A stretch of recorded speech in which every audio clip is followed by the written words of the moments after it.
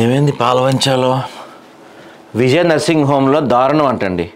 వైద్యాల నిర్లక్ష్యం వల్ల నవజాత శిశువు మృతి. అయ్యో పాపం. పురిట్లోనే బిడ్డను కోల్పోయిన బాలింత, డబ్బే మూలం, రోగిపై నిర్లక్ష్యం. ఏం చేయాలండి ఇట్లాంటి వాళ్ళని? అక్కడ ఉండేది కూడా ఆడవాళ్ళే కదా, ట్రీట్మెంట్ చేసేది కూడా. మీరు కూడా అమ్మలే అయి ఉంటారు కదా. ఆ మాత్రం ఇది కూడా లేకుండా మనుషులా ఇల్లు అసలు నిజంగా మనిషి పుట్టకబుట్టుంటే వీళ్ళు మనుషులు అయితే ఇట్లాంటి పనులు చేయరు తెలుసా.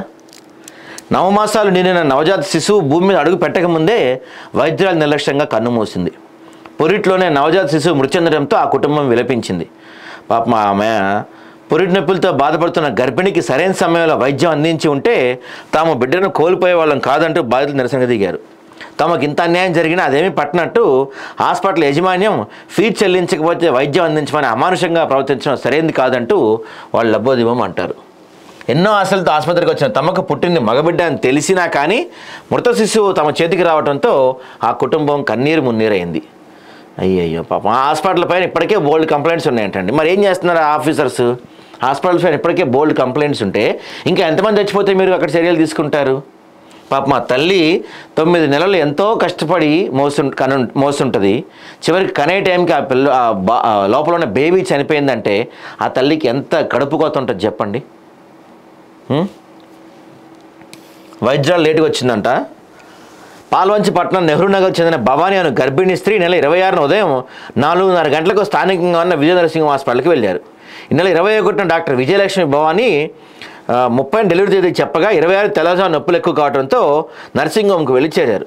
అనంతరం సిబ్బంది పరీక్షలు నిర్వహించి శిశువు హార్ట్ బీట్ నెమ్మదిగా ఉందని డాక్టర్ తెలియజేయడంతో ఇంజెక్షన్ ఇవ్వాలని సూచించారు.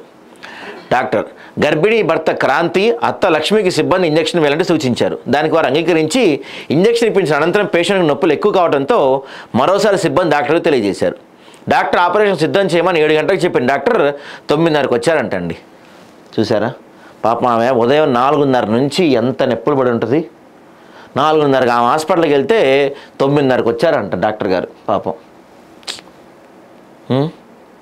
అసలు ఈ వైద్యాలకి 2 హాస్పిటల్ కలిగి ఉండటంతో ఎక్కడా పూర్తి న్యాయం చేయలేక గర్భిణీ స్త్రీలకు, నవజాత శిశువుకు ఇబ్బందులు కలగడం జరుగుతుందని బాధితురాలు, భర్త, బంధువులు వాపోతున్నారు. డాక్టర్ వృత్తి గౌరవప్రదంగా ఉండాలి కానీ వీరి ఆలోచన అడ్డదారులు తొక్కటం అనుకుంటూ అమ్మో విజయ నర్సింగ్ హోమ్ అంటేనే బెంబేలెత్తుతున్నారు పట్టణ ప్రజలు. నవజాత శిశువు మృతికి కారణమైన డాక్టర్పై చట్టపరమైన చర్యలు తీసుకోవాలని బాధితురాలు, కుటుంబ సభ్యులు, బంధువులు కోరుతున్నారు. ఇప్పుడు హాస్పిటల్పై ఇచ్చిన ఇప్పటికైనా సీజ్ చేయండి ఇట్లాంటి హాస్పిటల్స్. ఇంకా ఎంతమంది బిడ్డలు చనిపోతే మీకు కళ్ళు తెరుచుకుంటాయి. ఇట్లాంటి హాస్పిటల్స్ బోల్డ్ ఉన్నాయి రాష్ట్ర వ్యాప్తంగా. అత్యంత నిర్లక్ష్యానికి గురవుతున్నాయి వైద్యం మన రాష్ట్రంలో. ఇంత దారుణం జరుగుతున్నా ఎవరు పట్టించుకోవట్లేదు చూడండి. అంత హీనమైన నీచమైన పరిస్థితిలో ఉంది మన రాష్ట్రం.